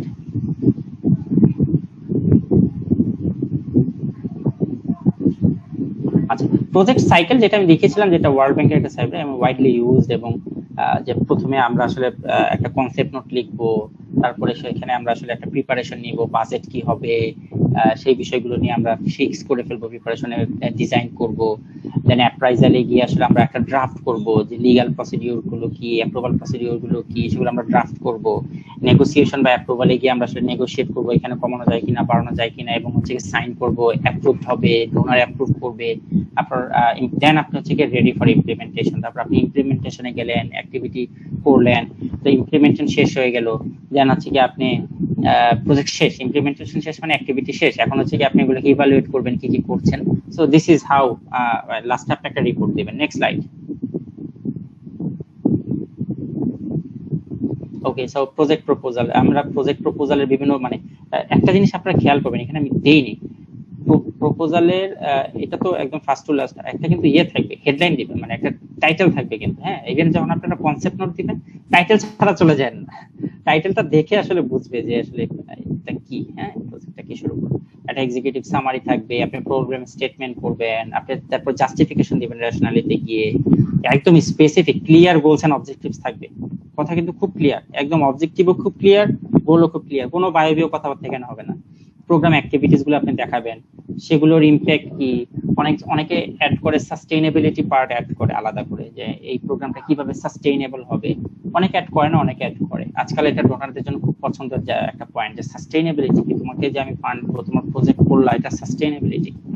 তো সেগুলোর বিষয় আছে, মনিটরিং এন্ড ইভালুয়েশন আছে, রিস্ক মিটিগেশন প্ল্যান গুলো কি, সেগুলো আপনি দিবেন, আপনার অর্গানাইজেশন কিংবা আপনার নিজের সেই ক্যাপাসিটি আছে কিনা, ম্যানেজমেন্ট প্ল্যান কি, কয়জন প্রোগ্রাম ম্যানেজার থাকবে, কয়জন প্রোগ্রাম অফিসার থাকবে, ফাইন্যান্সে কয়জন থাকবে, কারা বিষয়গুলো দেখবে, এক্সিকিউটিভ ডাইরেক্টরের রোল কি হবে, এই সবগুলো ম্যানেজমেন্টের প্ল্যানটা দিবেন এবং আপনার যে বিভিন্ন কিছু অ্যানেক্সে আপনি দিতে পারেন প্রয়োজনীয় যদি কোনো কাগজপত্র হয়। Next slide. আচ্ছা, যেটা বলেছিলাম গোল সেটিংটা হইতে হবে স্মার্ট, একদম স্পেসিফিক হবে, মেজার করা যায় এমন হবে, অ্যাচিভ করতে পারবেন, কোনো ইউটিপিয়ান ধারণা দিবেন না, একদম রিয়েলিস্টিক হয় যাতে সেইভাবে গোল সেট করবেন এবং একটা টাইম বাউন্ড থাকবে, একটা টাইমের মধ্যে থাকতে হবে। Next slide. আচ্ছা, এগুলো আমরা আসলে সামনে যে একটা প্রজেক্ট স্কোপ ম্যানেজমেন্ট আপনাদের তৈরি করতে হবে, মানে টাইমলাইনটাকে কিভাবে একটা প্রজেক্ট টাইমলাইন তৈরি করবেন সেটা, দেন আপনি সবার একটা ওয়ার্ক ব্রেকডাউন করে দিতে হবে, প্রত্যেকটা ওয়ার্ককে আসলে অ্যাসাইন করে দিতে হবে, দেন আসলে প্রত্যেকটা প্রজেক্টে কে কোন জায়গায় রোল প্লে করবে সেগুলো ভাগ করে দিতে হবে, টোটাল কতটুকু সময় লাগবে সেটা ভাগ করে দিতে হবে, যে প্রোগ্রাম ম্যানেজারকে আসলে কতখানি সময় দিতে হবে। হয়তো প্রোগ্রাম ম্যানেজারকে এমন হতে পারে যে বছরে 200 দিন সময় দিতে হয়, কিন্তু প্রোগ্রাম অফিসারকে আসলে দৌড়াদৌড়ি করতে হয় বেশি, তাকে মাঠে যেতে হয়, ঘাটে যেতে হয়, বিভিন্ন কিছু করতে হয়, তার হয়তো 250 দিন সময় লাগতে পারে, সেটা সেই অনুযায়ী অ্যালোকেট করতে হবে। তারপর রিসোর্স কি কি আছে সেই জায়গাগুলো আইডেন্টিফাই করে হচ্ছে আপনাকে টাইম অ্যালোকেট করতে হবে, ইম্পর্টেন্ট মাইলস্টোন গুলো আইডেন্টিফাই করতে হবে। তারপর প্রজেক্ট ম্যানেজমেন্টের টাইমলাইনটা হচ্ছে, এইগুলো টাইমলাইনগুলো সাধারণত আমরা এক্সেল কিংবা গ্যান চার্ট করতে পারি, অনেক ক্ষেত্রে এগুলোর আসলে অনেক সফটওয়্যার, অনলাইনে অনেক সফটওয়্যার আছে, সেগুলো আপনি জাস্ট প্রজেক্ট ম্যানেজমেন্ট টাইমলাইন দিলে চমৎকার সব ভিজুয়ালাইজেশন আপনি পেয়ে যাবেন। বাট এক্সেলে গ্যান চার্টে আপনি একটা টাইমলাইন তৈরি করে একদম ডেস্কের মধ্যে ঝুলায় রাখবেন, তাতে আপনি সবসময় আপনার চোখের সামনে থাকবে যে আপনি কোন সময়, কোন মাসে, কোনটা কবে কি করার কথা, কোন উইকে কি করার কথা, সেটা আপনি দেখতে পারবেন। Next slide.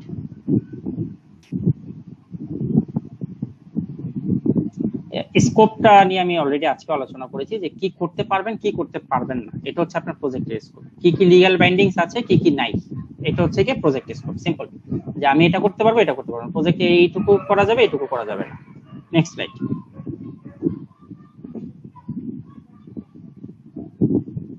স্কোপ গুলো কি কিভাবে, স্টেজ গুলো কি, যে প্ল্যান করবেন, কালেক্ট করবেন, ডিফাইন করবেন, ভ্যালিডেট করবেন, লাস্টে যেটা বলেছি আসলে কন্ট্রোল করতে হবে। আপনি যদি কন্ট্রোললেস হয়ে যায় তাহলে আসলে প্রজেক্ট কোলাপস করবে, বুঝছেন, কিংবা ডিজায়ার্ড যে গোল সেটা অ্যাচিভ করতে পারবে না। Next slide. আচ্ছা, ওভারঅল হচ্ছে একটা যে সাকসেস যে ফ্যাক্টরগুলো, একটা প্রজেক্ট কিভাবে সাকসেসের ফ্যাক্টরগুলো কি কি হতে পারে, যে আপনার যে স্টেক হোল্ডার এঙ্গেজমেন্ট, তাদেরকে এঙ্গেজ করা, তাদের মধ্যে সেই ওনারশিপটা তৈরি করা, তাদেরকে নিয়ে আসা যে ভাই এটা আপনার প্রজেক্ট, আপনার জন্য, সেই ফিলটা দেয়া এবং সেইভাবে তাদেরকে এঙ্গেজ করার চেষ্টা করতে হবে। তারপরে এক্সিকিউটিভ ম্যানেজমেন্টের সাপোর্টটা আপনার দরকার হবে, একদম যেগুলো রিকোয়ারমেন্টস যা আছে স্টেটমেন্ট সেগুলো একদম লাগবে, প্রপার প্ল্যানিং ওয়েল ডিজাইনড হইতে হবে, মানে কোন প্ল্যানলেস হ্যাঁ আচ্ছা ঠিক আছে তখন করে ফেলবো, আচ্ছা তখন দেখা যাবে, এইসব করলে কোনোদিন প্রজেক্ট সাকসেসফুল হবে না, কিংবা ডিজায়ার যেই কিংবা গোলটা আপনি চান সেইটা আপনি অ্যাচিভ করতে পারবেন না।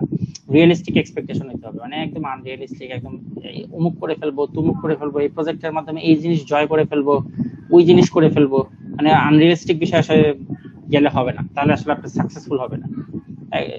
যদি সম্ভব হয়, মানে পার্টিকুলারলি যারা স্মল গ্র্যান্ড নিয়ে কাজ করেন, ছোট ফান্ডেড প্রজেক্ট নিয়ে কাজ করেন, তারা স্মল প্রজেক্ট মাইলস্টোন তৈরি করবেন, কিংবা বড় প্রজেক্টের ক্ষেত্রে স্মল মাইলস্টোন তৈরি করলে মোর সাকসেস রেটটা বেড়ে যায়। কম্পিটেন্ট স্টাফ থাকতে হবে, যেগুলো যে আজকে আলোচনা করলাম, যে ম্যানেজমেন্ট, একটা প্রজেক্ট ম্যানেজারের কি স্কিল গুলো কি কি, কিংবা যে সফট স্কিল গুলো আমরা আলোচনা করেছি, ইন্টারপার্সোনাল স্কিল গুলো আলোচনা করেছি, এনভায়রনমেন্ট বোঝার স্কিল গুলো আলোচনা করেছি, ওই অনুযায়ী অ্যাক্ট করার স্কিল গুলো আলোচনা করেছি, ওগুলো একটা কম্পিটেন্ট স্টাফের মধ্যে থাকবে। কারণ নাই তাহলে আসলে মুশকিল। আবার ধরেন যে ফাইন্যান্সের, তাকে আসলে কম্পিটেন্ট থাকতে হবে যে সে ফাইন্যান্সিয়াল বিষয়গুলো বুঝে, সে বাজেট তৈরি করতে পারে, সে কস্ট বেনিফিট অ্যানালিসিস গুলো ভালোভাবে উপস্থাপন করতে পারে, এই জিনিসগুলো থাকতে পারে। প্রত্যেকটা যার রোল যেটা থাকে ওই জায়গাটা কম্পিটেন্ট হতে হবে। ওনারশিপটা নিয়ে অলরেডি আলোচনা করেছি, এবং ক্লিয়ার ভিশন এবং অবজেক্টিভ থাকতে হবে। So next slide. So I think that's the part যেটা আমরা রিক্যাপ করলাম ফার্স্ট দিন থেকে। সো আমার মনে হয় যে ওভারঅল আমরা প্রথম দিনের এই বিষয়গুলো এবং আজকের যে বিষয়গুলো, আজকে আমরা রিস্ক ম্যানেজমেন্ট নিয়ে আলোচনা করেছি, আজকে আমরা বাজেট নিয়ে আলোচনা করেছি, দেন আমরা মানে বাজেটের স্টেপ গুলো আলোচনা করেছি, কিংবা এমএনইর যে স্টেপ গুলো, এমএনই কিভাবে হতে পারে, এমএনই টাইপ গুলো কি কি, প্রকারভেদ গুলো কি কি, কিছু কিছু জিনিস আমরা দেখেছি। রিস্কের অনেক জিনিস আছে, হ্যাঁ রিস্ক ইভ্যালুয়েশন আছে, রিস্কের অনেকগুলো ফ্যাক্টর আছে, সেগুলো মানে আলোচনা করতে হলে অসংখ্য আলোচনা হয়। বাট স্টিল আমরা কিছু জায়গার সাথে পরিচিত হয়েছি। এই যে আমরা পরিচিত হয়েছি, সামনে আমরা এই বিষয়গুলোর সাথে আরো রেপোর্ট বিল্ড আপ করবো, আরো জানবো,